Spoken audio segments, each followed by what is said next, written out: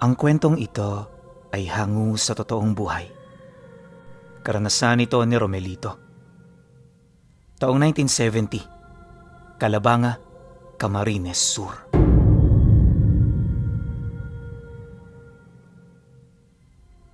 Noong mga panahong ito, may kaibigan itong si Romelito na nakahiligan ng umakyat ng mga bundok kapag wala silang trabaho.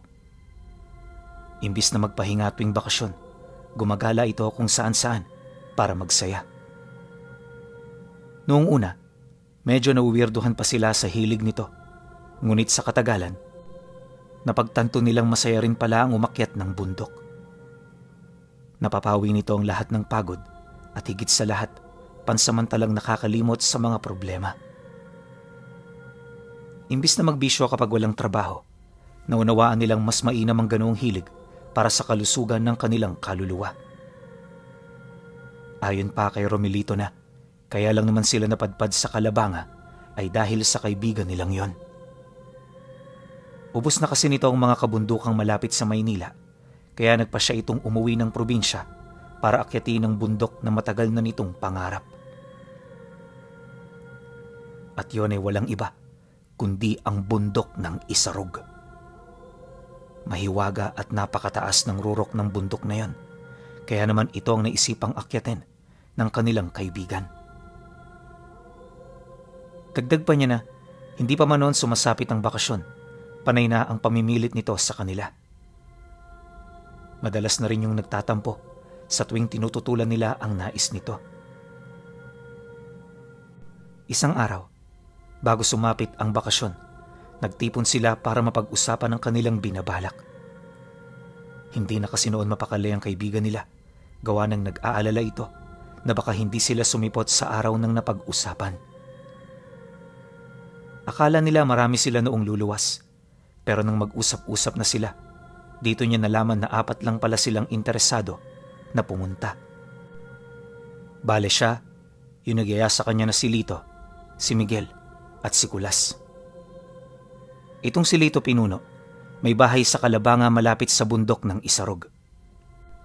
Ang dahilan nito kung bakit hindi pa yun doon nakakakyat ay dahil sa pinipigilan nito ng ama nitong nabubuhay pa. Wala naman yung magawa kundi ang sumunod, lalo pat militar ang tatay niya. Gayunpaman, hindi doon natuldukan ang kanyang pag-aasam na mamundok. Noong bata pa talaga siya, aminado siyang natigil ang hilig niyang yon. Pero nung magkatrabaho at makilala sila Romelito, dito niya na hindi napigilan ang kanyang mga gustong gawin sa buhay. Bukod kasi sa may pera ng panggastos, malayo na rin siya sa kanyang mga magulang, kaya hindi na nito nalalaman ang mga bagay na kanyang ginagawa. Subalit sa kabila nito, hindi pa rin nawawala ang kanyang respeto sa kanyang ama. Yun nga lang, kinakailangan din niyang sumuway para sa sarili niyang kaligayahan. Sa pagpapatuloy ng kanilang pag-uusap, di naman maiwasan ni Romelito na mag-alala. Naisip niya kasi na kung gano'n ang ugali ng tatay nito, bakit pa sila roon pupunta? Sa sandali kasing magalit yon, paniguradong masisira at masasayang lang ang kanilang bakasyon. Lito, matanong lang, sigurado ka bang hindi ka tututulan ng tatay mo?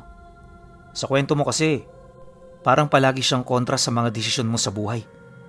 Kung ako sa'yo, kumpirmahin mo muna yan bago tayo kumilos. Mahirap na, baka mabulilasong lakad natin.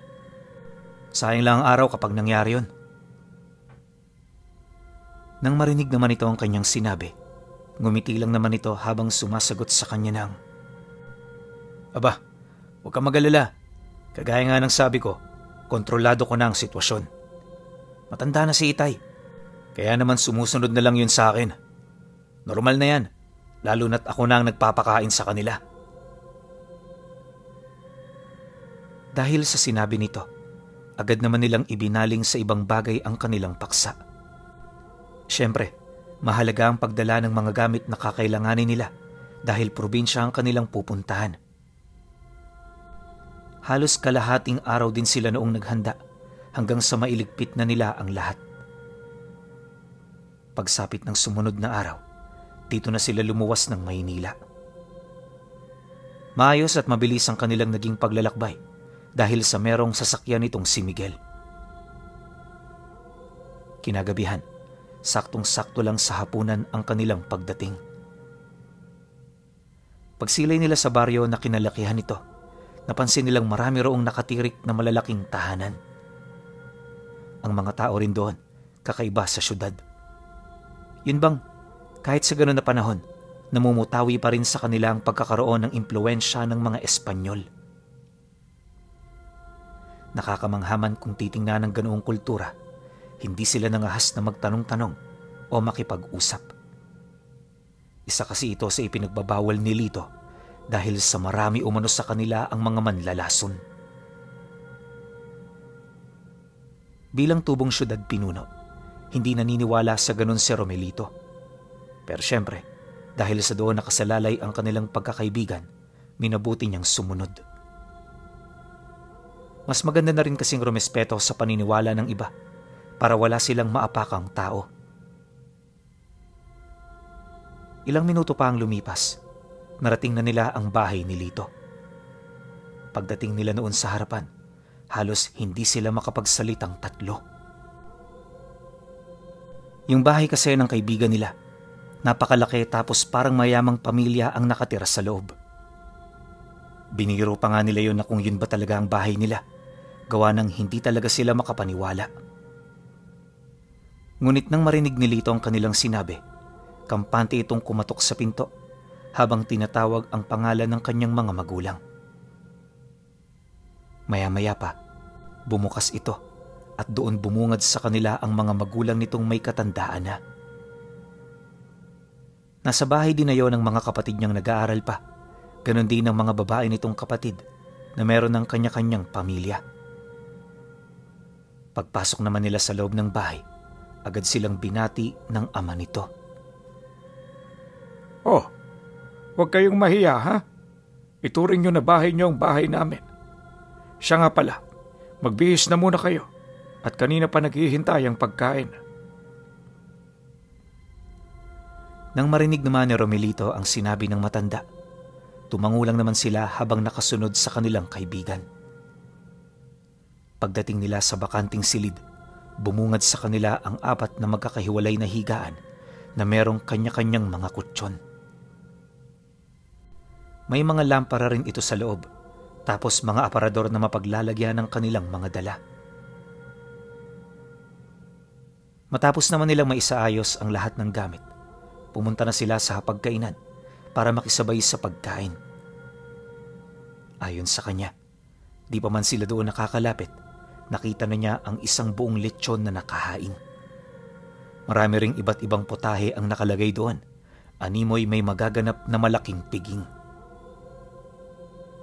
Pagsilay naman ng mga kasama niya sa mga handa, medyo nahiyang umupo ang mga ito sa harap ng hapagkainan. Hindi kasi nila noon maisip kung bakit maghahanda yun ng ganoong karaming putahe. Makalipas pa ang ilang minuto, nang mapansin naman ito ng ama ni Lito, agad naman sila nitong pinagmasdan habang kinakausap. Huwag na kayong mahiya. Ganito talaga ang aming pamilya kapag merong kaming bisita. Hindi man sa nagmamayabang kami pero ang mga ganitong pagkain normal na sa ibabaw ng lamesa. Sabi sa akin ng anak ko, delikasiya ito sa Maynila, kaya ito na ang aming inihanda. Sana naman ay magustuhan ninyo. Pagkarinig naman nila sa sinabi nito, doon na sila nagdesisyong makisalo. Naunawaan kasi nila ang ibig sabihin ng ama nito, kung kaya't hindi na sila nag-alangan. Matapos ang masayang hapunan, diretso naman silang natulog. Aminado kasi silang pagod na dahil sa isang buong araw na pagbabiyahe. Kinabukasan pagising naman nilang 4, bumungad sa kanila ang magandang tanawin sa gilid ng bundok ng Isarog. Kapansin-pansin din ang napakalawak na lupaing pagmamay-ari ng pamilya ni Lito na maaga pa lang may mga magsasaka nang nagtatrabaho. Hindi mo naman sinabi, Lito, ang yaman nyo pala. Sino mag-aakala na ganito kalawak ang lupa ng pamilya mo? Sinorpresa mo talaga kami. Wika niya sa kaibigan. Hindi ako mayaman, Romelito. Itong mga ito, kila Itay ito. At hindi naman sa akin. Mas masarap ang kininang isang bagay kapag alam mong galing sa sarili mong sipag at pawis. Tara na nga, marami pa tayong gagawin. Ngayon na rin ang araw ng ating pag-alis, kaya magmadali na kayo. Sagot naman ito sa kanya. Pagkasambit naman ito ng mga kataga, dali-dali naman siyang bumalik sa kanilang silid. Ilang oras pa ang lumipas. Nang handa na ang lahat, di na sila nagdalawang isip na lumakad patungo sa bahay ng tauhan ng mga magulang nito. Ayon kasi kay Lito na, kinakailangan nilang magkaroon ng kasamang taga-roon upang masigurong hindi sila maliligaw.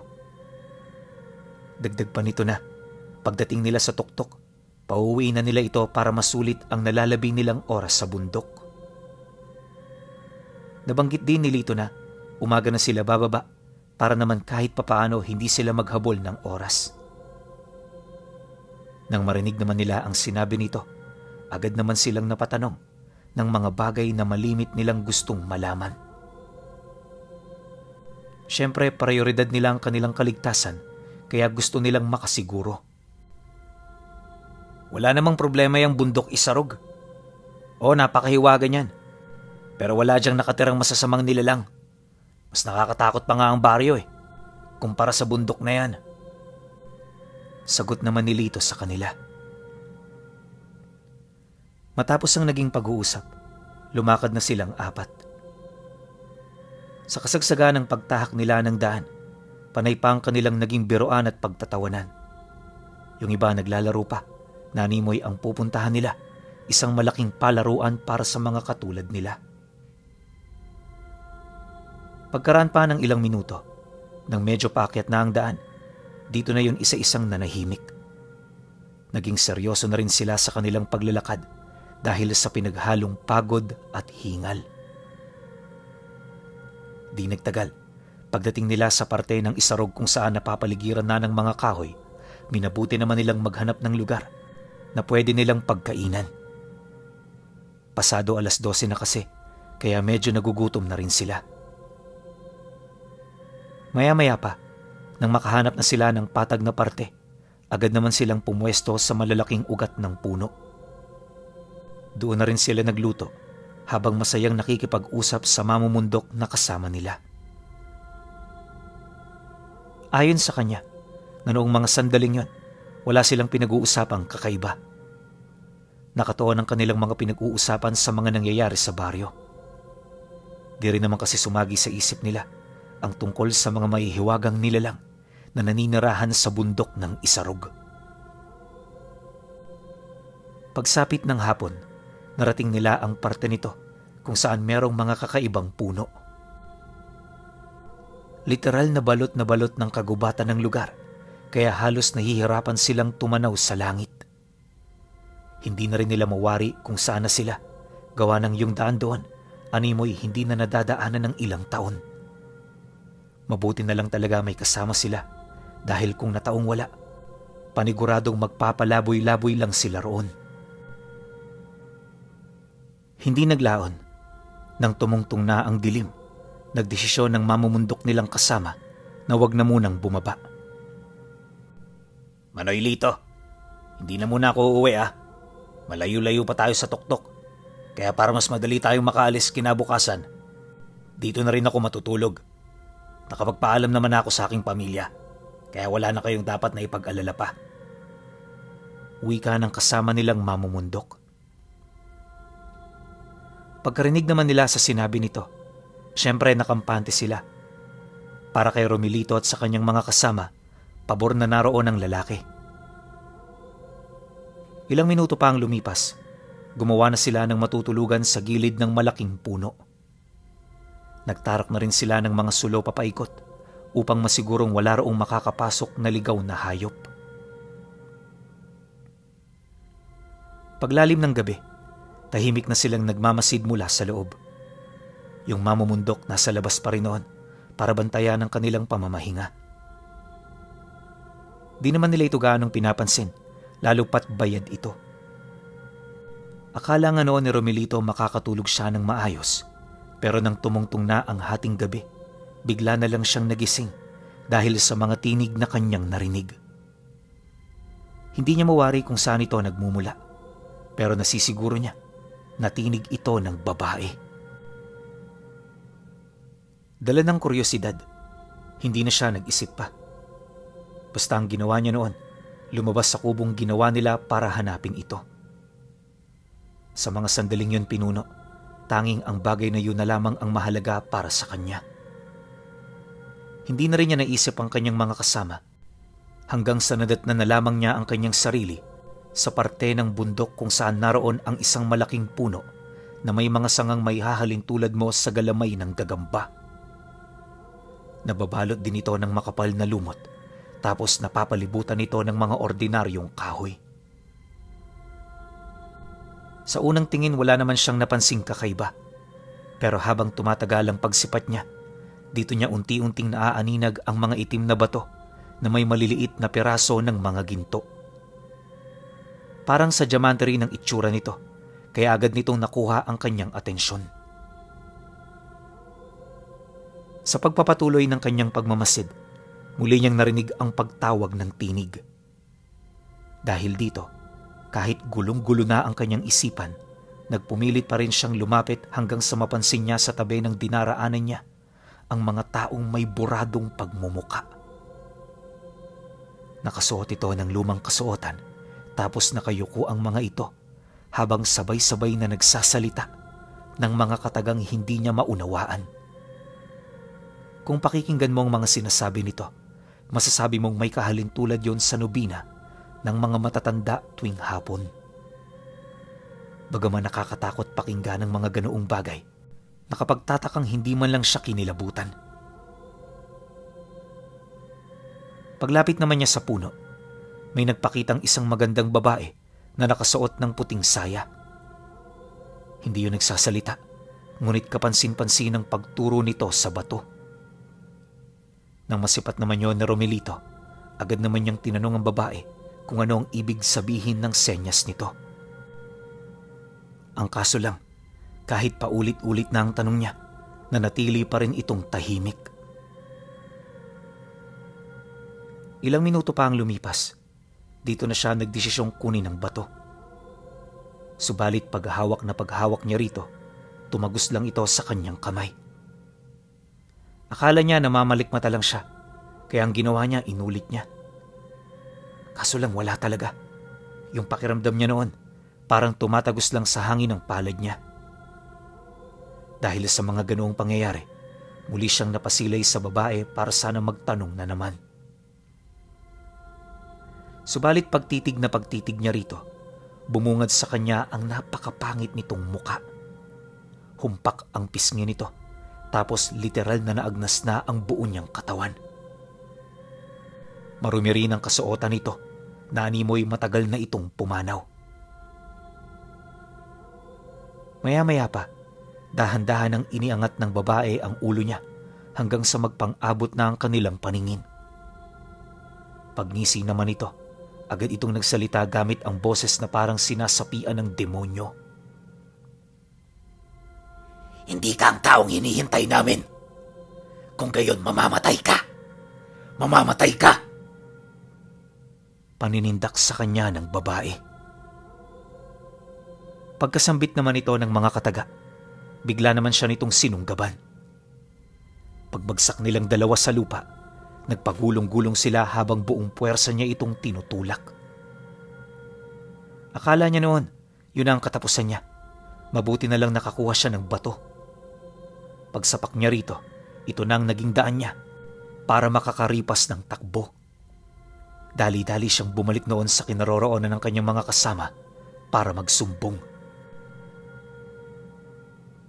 Habang mabilis niyang tinatahak ang daan, inakala niya talagang hinahanap na siya ng mga ito. Pero pagbalik niya, nadatnan niya ang mga itong payapang nagpapahinga. Siyempre, sa takot noon ni Romelito, hindi na siya nagdalawang isip pa na magsisisigaw para gisingin ang mga ito. Paglapit niya sa lugar, Dito na naglabasan ng apat sa kani-kanilang mga pahingahan. Bakit, Romel? Gabing-gabi pa. Ano bang nangyari? Bungad na wika sa kanya ni Miguel paglapit nito. Nang marinig naman niya ang sinabi ng kaibigan niya, di siya nakasagot kaagad. Hirap na siya noong magsalita ng tuwid, gawa ng ang pakiramdam niya parang may bumabara sa lalamunan niya. Kung hindi pa siya noon binatukan ni Lito, di pa babalik sa ayos ang kanyang wisyo. Ngunit nang akmang magsasalita na siya, muli na naman niyang narinig ang pagtawag ng babae. Sa puntong yon, matinding takot na ang kanyang nararamdaman, gawa ng ang boses nito ay parang boses na ng matandang lalaking garugal. Pagbaling naman niya ng tingin sa kanyang likuran, dito niya nakita ang nilalang na nakatayo, kasama ang mga taong nasipat niyang naroon din sa lugar. Maya-maya pa, tumahimik ang paligid hanggang sa tumingin na ang mga ito sa kanila. Pagsilay naman dito ng mamumundok nilang kasama, agad naman sila nitong inabisuhang tumakbo. Sa sobrang pagmamadali nila, hindi na nila nakuha ang mga gamit nilang nasa loob. Bagaman mahalaga ang mga ito, hindi yon kasing halaga ng mga buhay nila. Sa loob ng ilang minutong pagkaripas ng takbo, kung saan-saan na sila napadpad ng hindi man lang nila namamalayan. Si Romelito noon takot na, kaya kahit napakadilim, di niya piniling lumayo sa mga kaibigan niya. Sa loob ng 2 araw at 2 gabi, nagpaikot-ikot sila sa bundok.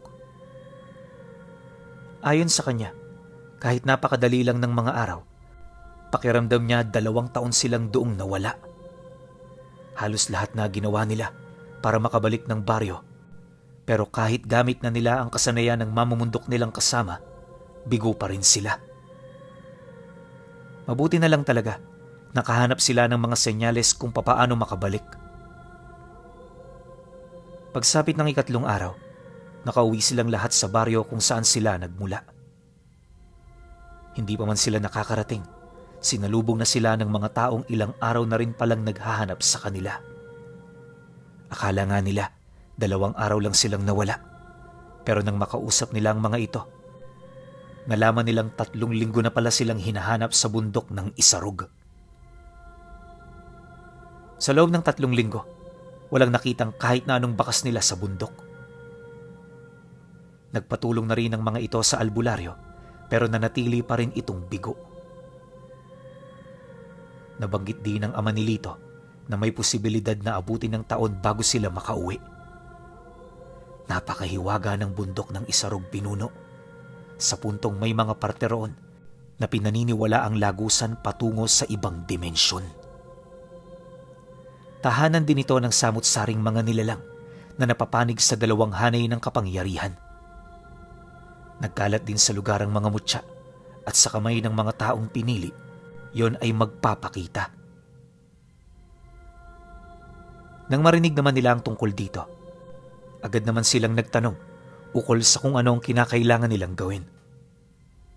Sa mga sandaling yun kasi, maging sila man ay litong-lito na rin. Hindi na nila maisip kung buhay pa ba sila o kung memorya na lang ito ng nakaraang buhay nila.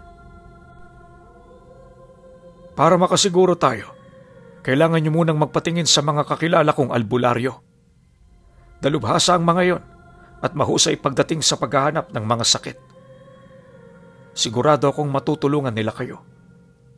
At ikaw, Lito, humanda ka sa akin pagkatapos nito. Hindi ko nagustuhan ang ginawa mo. Sinabi ko na sa iyo noon pa, huwag kang magdadala ng mga tao ritong magiging dahilan ng kapahamakan ng ating baryo. Galit na wika ng ama ni Lito.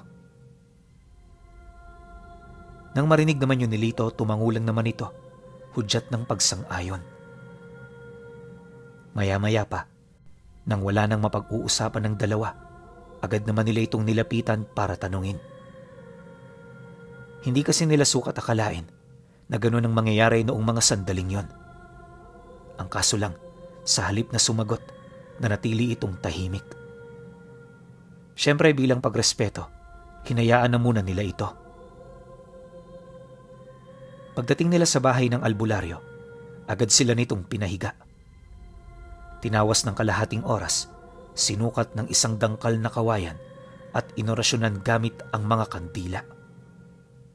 Wala naman noong nangyaring kakaiba pero matapos ang mga ritual na ginawa nito, doon na pag-alaman ng mga albularyo na may nakatanim palang mga nilalang sa kanyang mga kasama. Siya lang ang bukod tanging wala nito sa katawan, kaya naghinala sa kanyang mga albularyong tumutulong sa kanila. Dala ng pagkabahala ng mga taong yon, seryoso siya nitong tinanong ukol sa mga nangyari sa loob ng bundok. Pasensya na ho kayo, pero kailangan niyong sumagot ng iilang mga katanungan. Makakatulong ito para sa inyong mga kaibigan, kaya mas mainam hong wala kayong itago sa amin. Para magkaroon kayo ng ideya sa pinagdaanan nila, kasalukuyan sila ngayong may mga tanim na nilalang sa katawan. Malayo ito sa mga yanggaw, pero kakainin ito ang kaloob-looban ng kanilang sistema. Hindi namin yun mapipigilan ng kahit na anong lunas. Ang kailangan namin, malaman kung saan ito nagmumula.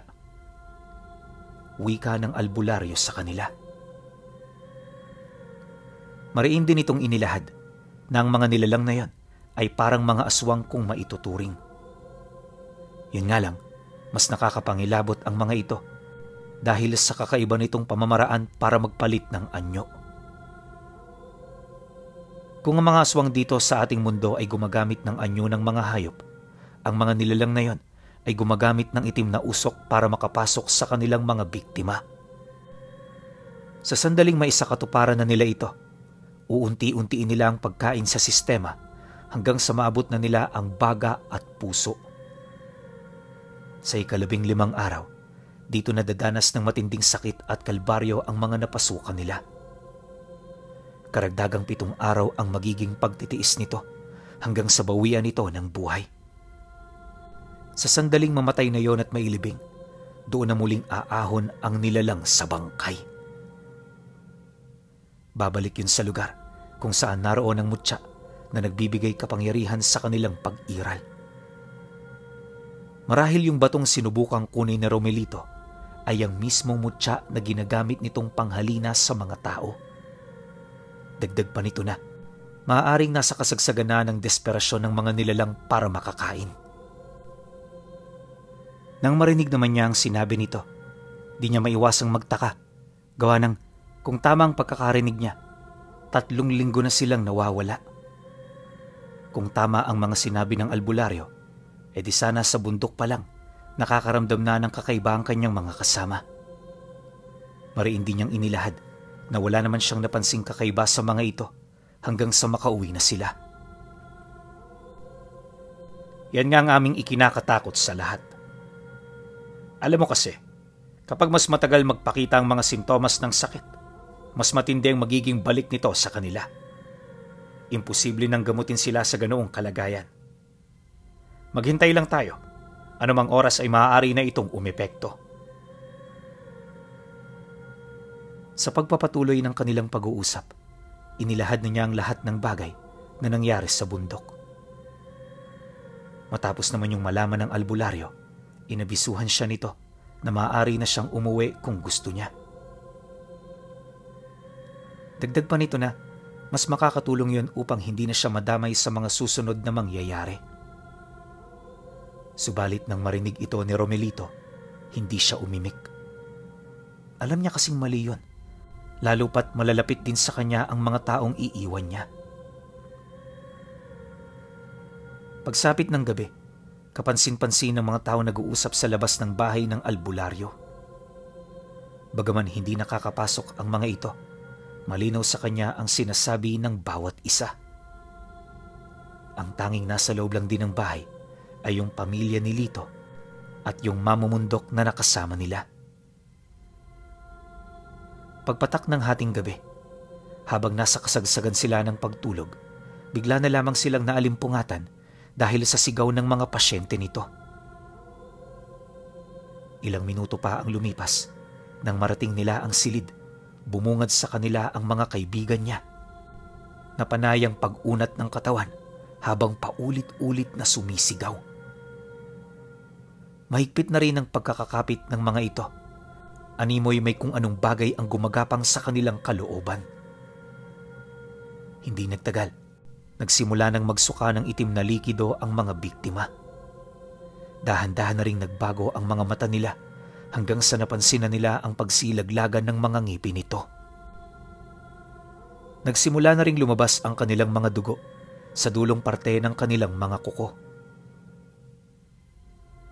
Nang masipat naman yon ng albularyo, matinding pag-aalala ang naramdaman nito.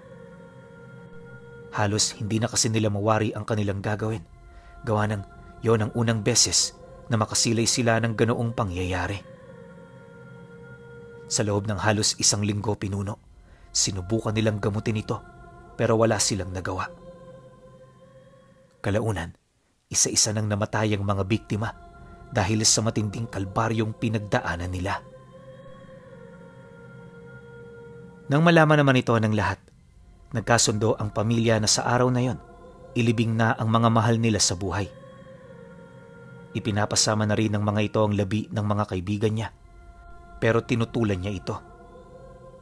Anya, malalagay siya nun sa alanganin, lalo pat alam ng mga katrabaho nila na sila ang magkakasama. Humingi rin siya ng tulong sa albularyo at sa pamilya ng mga nakasama nila sa bundok na kung maaari sumama ang mga ito patungo sa bahay ng kanyang mga katrabaho.